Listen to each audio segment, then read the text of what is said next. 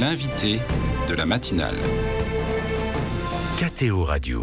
Bonjour à tous, ce matin nous mettons à l'honneur une ONG française, Eau et Vie, et son délégué général Philippe Deroux. Merci d'être avec nous. Bonjour Philippe. Bonjour Ken. À la COP28 à Dubaï, vous avez remporté le prix Zayed pour le développement durable dans le domaine de l'eau, soit une dotation d'1 million de dollars. Philippe, certains vous connaissent à KTO pour votre participation. Vous avez été un invité régulier de l'émission Déo et Débat à ses débuts. Entrepreneur dans l'économie sociale et solidaire, diplômé de l'ESSEC, vous avez cofondé Les Poissons Roses, un courant chrétien militant pour une justice sociale dans les domaines économiques, social, éthique et environnemental. Et puis, vous avez cofondé cette ONG Eau et Vie. Pour commencer, peut-être vous pouvez nous parler de cette aventure. Comment elle est née, à partir de quel constat ? En fait, elle est née parce que j'ai travaillé pendant plusieurs années dans les bidonvilles urbains aux Philippines, dans le domaine du microcrédit d'abord, et puis j'ai eu la chance de vivre avec les familles, de passer des nuits à discuter, à voir comment les gens vivaient. Et c'est là que je me suis rendu compte qu'il y avait un problème sur l'eau, mais à l'époque, j'avais pas toutes les cartouches permettant de monter ce projet. Et puis, un peu par hasard, en France, je suis rentré et puis j'ai monté une entreprise sociale, on ne disait pas ça à l'époque, en 2004, repris puis développé une entreprise qui était spécialisée dans la plomberie, qui faisait de la réinsertion par la plomberie. Et en fait, Eau et Vie est né au croisement de la connaissance un peu assez intime de ces bidonvilles, du microcrédit et de la plomberie. Donc c'est une idée que j'ai eue en 2008, partagée avec Valérie Dumont, qui était une collègue aussi avec moi d'une ONG dans laquelle on travaillait, et on a monté le projet ensemble. Et c'est quoi l'enjeu autour de l'eau potable et de l'assainissement ? En fait, dans un bidonville, les gens, comme tous les services, plus vous êtes pauvre, plus vous avez des services de mauvaise qualité et qui sont chers. C'est vrai pour le microcrédit, vous n'avez pas accès à la banque, donc vous allez voir les usuriers qui vous prennent des taux de 20% par mois. Et vous n'avez pas accès à l'eau, donc vous allez voir des revendeurs illégaux, vous allez faire la queue à la borne fontaine, etc. Et donc l'eau est stockée dans des containers impropres et coûte 3, 4, 5 fois plus cher que pour les personnes riches ou classe moyenne qui vivent et qui sont raccordées au réseau. Toujours la même règle, plus vous êtes pauvre, plus vous payez cher pour un service de mauvaise qualité. Et donc l'eau, évidemment, est un énorme sujet, en particulier pour les femmes qui doivent à 3h du matin, dans les bidonvilles, aller faire la queue. Il y a des querelles, ça coûte cher, l'eau est de mauvaise qualité. Enfin, l'eau, c'est vraiment un enjeu clé. Or, pourtant, c'est vital de fait pour les familles. C'est complètement vital. Et c'est là que nous, on a proposé une solution nouvelle dans le bidonville où... En fait, on a proposé de mettre de l'eau au robinet à la maison. Une maison en moyenne, c'est 10 mètres carrés dans un bidonville. Dans chaque maison d'un bidonville qu'on cible. Et c'est ça qui est complètement nouveau. C'est-à-dire avant, c'est 10% des gens un peu au bord de la route sur l'eau qui revendent derrière beaucoup plus cher, avec un mix piratage illégal, borne fontaine, etc. Et nous, on a dit, voilà, bidonville, 500 familles, 2000 personnes, 3000 personnes, et on va viser tout le monde, y compris les plus pauvres, qui sont en général au fond des bidonvilles, pour mettre fin au piratage, mettre fin à cette économie un peu grise et qui finalement ne profite pas comme un bien commun à tout le monde. Et ça devient un service gratuit ?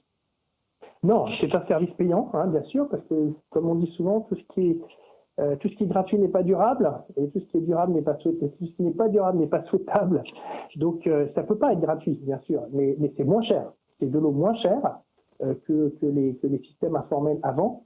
Et pour une qualité qui n'a rien à voir. Vous avez l'eau à la maison et vous êtes surtout facturé par des collecteurs issus des bidonvilles, ça c'est la méthode du microcrédit adapté à l'eau, qui viennent toquer à votre porte tous les jours ou toutes les semaines pour une petite facture de 10 centimes, 20 centimes, 30 centimes.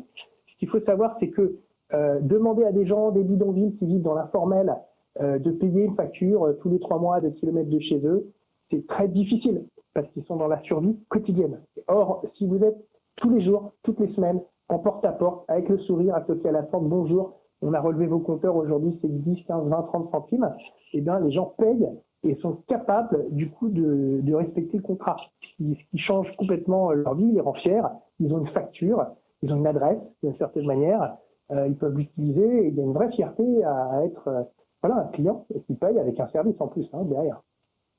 Donc il faut assurer ce service Et donc, que ce soit donc, les paiements et puis la maintenance, évidemment, hein, les fuites, les réglages, la chloration quand il le faut, on chlore quand il y a besoin. Voilà, toute la vie normale d'un petit opérateur d'eau, comme qui la même que celle que les gros, hein, d'ailleurs. Et vous avez évoqué l'accès à l'eau, mais c'est aussi l'assainissement, l'éducation à l'hygiène, la formation et l'équipement à la lutte contre l'incendie, la gestion des déchets. En quoi consiste votre travail justement en lien avec les opérateurs d'eau et les autorités locales qui sont des interlocuteurs incontournables pour vous? Alors, nous, notre spécialité, c'est de la gestion de la complexité, hein. Comme tous les travaux dans l'entrepreneuriat social, on est sur des complexités sociales, hein, et parfois techniques. Bon. C'est quoi le bidonville? C'est une complexité urbaine parce que c'est des zones dans des coins où personne ne veut aller, c'est des zones qui ne sont jamais dans la priorité des plans d'urbanisme, c'est la violence, la drogue, donc les complexités sociales, c'est des mauvais, les opérateurs qui disent qu'ils ne paieront jamais, la mairie qui a un mauvais regard, etc. Bon. Les pompiers, quand il y a le feu, qui n'y vont jamais. Donc, c'est arrivé. Notre première capacité, c'est déjà à arriver à mettre tous les gens autour de la table. On va construire un réseau d'eau, il faut le maire. Je suis d'accord, il faut qu'on perce les routes, il faut qu'on passe des tuyaux. Et c'est pas la priorité, hein, dans les villes, elles grossissent de manière exponentielle, hein. Vous avez à Dakar ou Manille 200 000 nouveaux habitants par an. Je dis bien 200 000 nouveaux habitants par an, dont la moitié vont rejoindre des bidonvilles, hein. Donc, c'est des enjeux énormes. Donc, il faut mettre le maire autour de la table, il faut mettre l'opérateur d'eau parce que lui, il ne sait pas gérer dans ce coin-là. Il se fait piquer son eau, il ne sait pas faire de la facture en porte-à-porte tous les matins, quoi. C'est pas son métier. Et puis, il ne sait pas faire tout le travail social de renforcement communautaire qui permet que les gens les plus positifs, les leaders positifs émergent et soient capables de porter une voix différente de celle des leaders qu'on dit traditionnels, qui sont parfois dans des business un peu louches ou des choses un peu différentes. Voilà. Donc, il faut mettre le maire, l'opérateur d'eau, la communauté, dans ce qu'elle a de bon, et puis après nos équipes, hein. Donc, voilà. Donc ça, c'est notre capacité, c'est vraiment de la gestion de complexité. C'est pour ça qu'on est très peu à le faire. Dans combien de pays vous intervenez, Philippe Deroux? On travaille aux Philippines et au Bangladesh, hein. Donc on est sur 27 bidonvilles, on touche tous les jours 53 000 personnes, et on ouvre des bidonvilles, voilà, régulièrement, hein. Et donc ça reste évidemment une goutte dans l'océan, mais c'est un modèle qui commence à faire parler de lui, hein, d'où d'ailleurs ce prix qu'on a eu et dont on est très très très content. Oui, votre ONG donc était lauréate du prix Zayed dans le domaine de l'eau, le prix Zayed du nom du fondateur des Émirats Arabes Unis, le Cheikh Zayed bin Sultan Al Nayad, qui veut encourager le développement durable et l'action humanitaire dans le domaine de la santé, l'alimentation, l'énergie, l'action climatique, les lycées et l'eau, donc qui correspond à votre domaine d'action. Vous avez remporté ce prix remis dans le cadre de la COP28 à Dubaï, qui se conclut d'ailleurs ce mardi 12 décembre. Que représente pour vous ce prix et qu'allez-vous faire de cette dotation d'1 million de dollars? Alors déjà, ce prix, c'est quand même une grande fierté. Il y avait 5000 dossiers qui ont été remis, donc on est 4 parmi 5000 du monde entier. C'est vrai que ça a pris une résonance très particulière parce que ça a été remis au premier jour d'ouverture de la COP devant les dizaines de chefs d'État. Donc c'était vraiment impressionnant, hein, et une vraie belle reconnaissance, et nos équipes étaient super fières.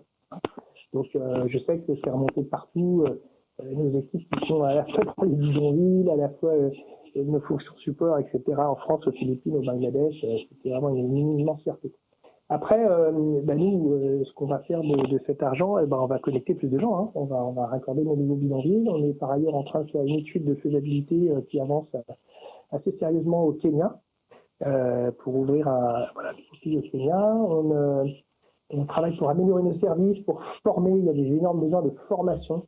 On a aussi des besoins de développement de software. On a développé un software extrêmement qui marche très bien et qui permet la collecte de l'eau avec des petits smartphones, etc. Mais il y a toujours des briques nouvelles qui nous permettent de gagner du temps et de nous développer en dépensant moins.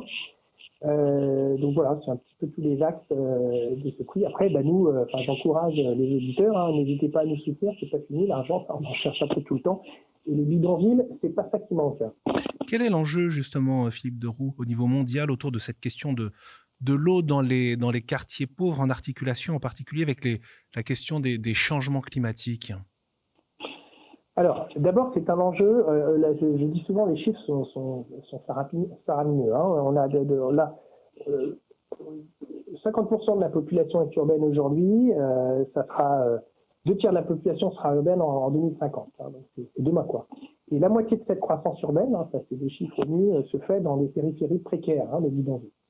Donc c'est des villes comme moi quand la première fois que je suis arrivé à Manille en 1995, il y avait 8 millions d'habitants.